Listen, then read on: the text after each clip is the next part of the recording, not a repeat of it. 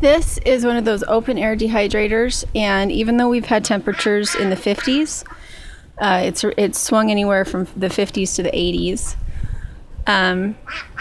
They say that you have to bring a dehydrator in at night because you'll get mold, but you can look at this and see there's absolutely no mold. It dehydrated. This is the peel, the pith, all the core and peel that was left over when I did applesauce.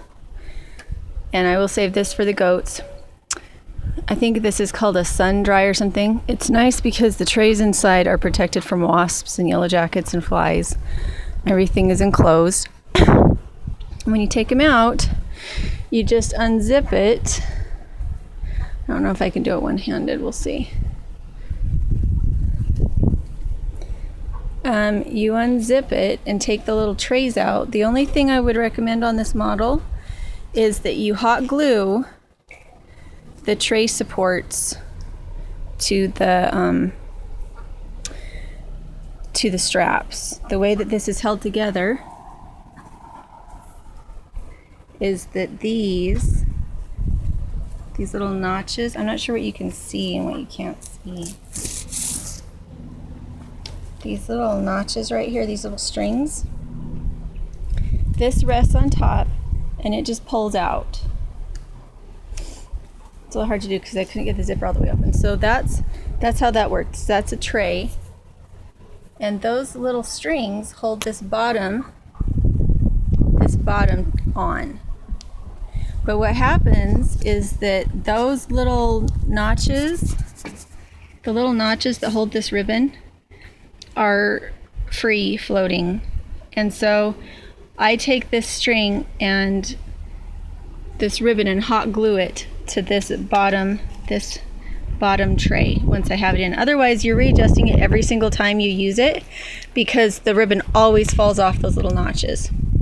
So anyway, I really recommend this. It's been out here for like, I don't know, 4 or 5 days, just because I forgot about it.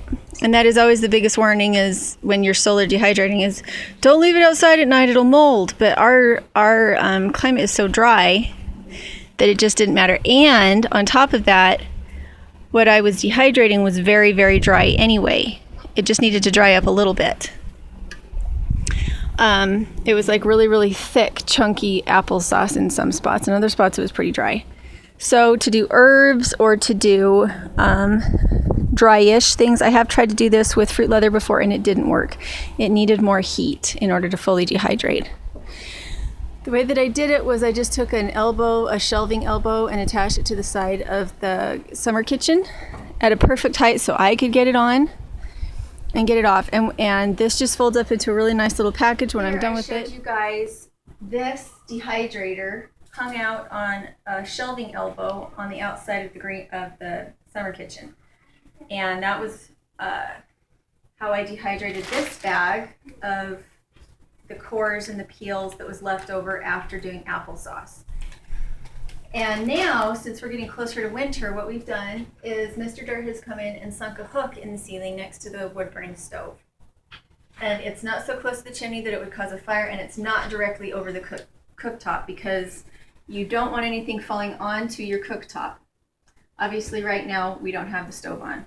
So we're just using it to ripen tomatoes, and we've got some mullein that we just picked that we're ripening.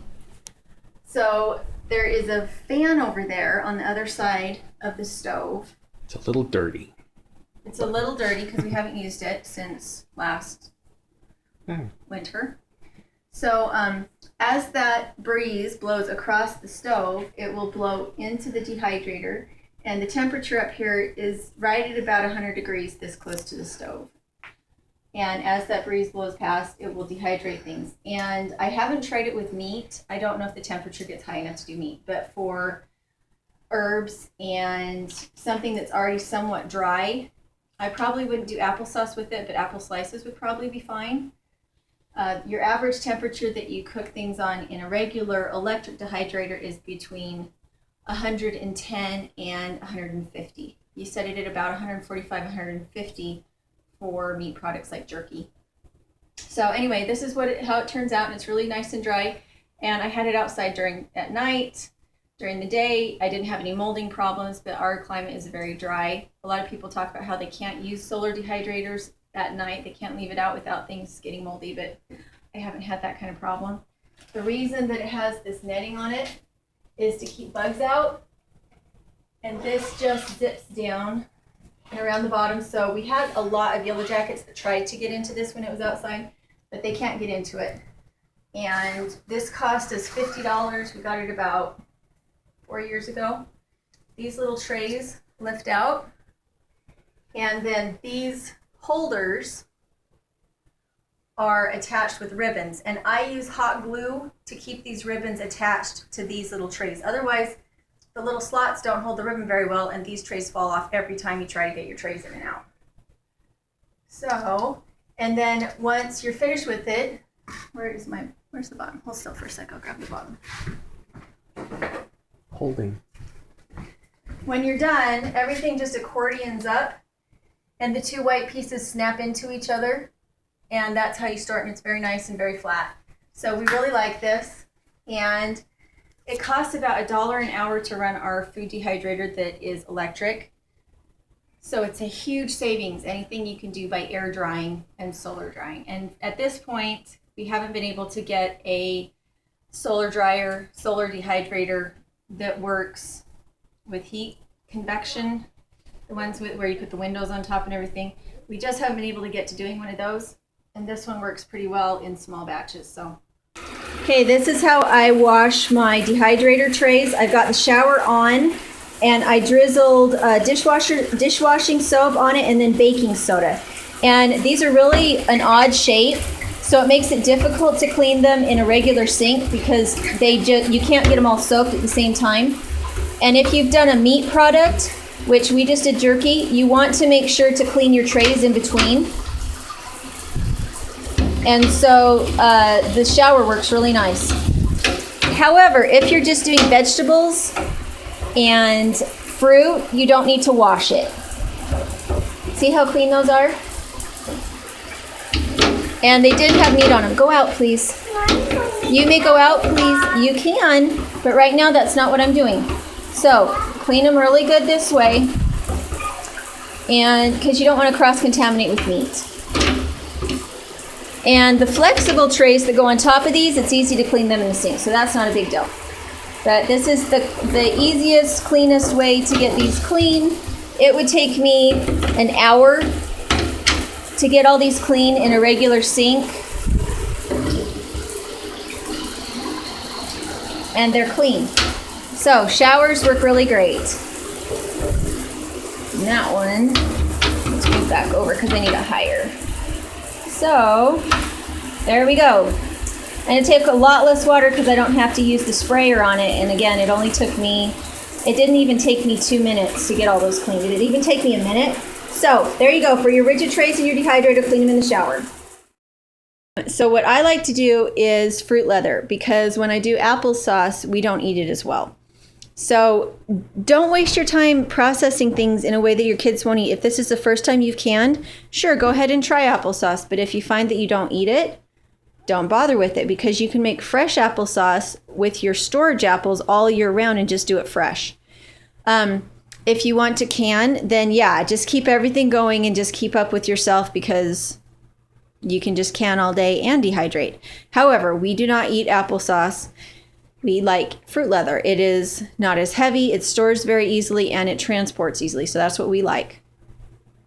So I cannot get ahead of myself. And also, be careful about overloading your circuits on your electrical breakers. Don't plug in too many high output things with in the same breaker. We are gonna wash these. You're gonna wash them? Oil them. Oil them. And make applesauce. And yesterday, this is a funny Okay, thing. honey. Not time for anecdotes. If you want to tell a story, do it quickly, but show me your oiling while you're doing it. What should I? No, use your hand. Are your hands clean? Yeah.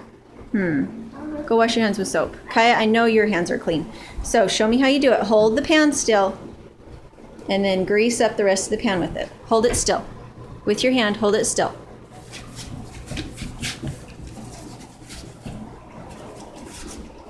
That's so your fruit leather doesn't. Okay, so here is some more fruit leather. How I do it, I have it in old sour cream containers and stuff like that, only because I ran out of jars.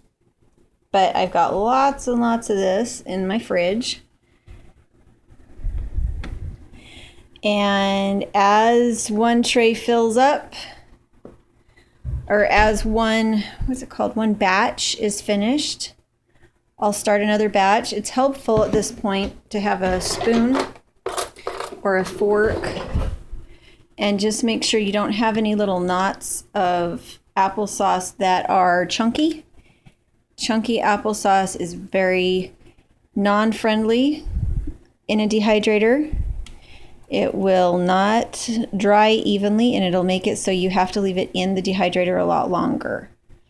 So no chunky applesauce or any other kind of fruit puree that you're using for fruit leather.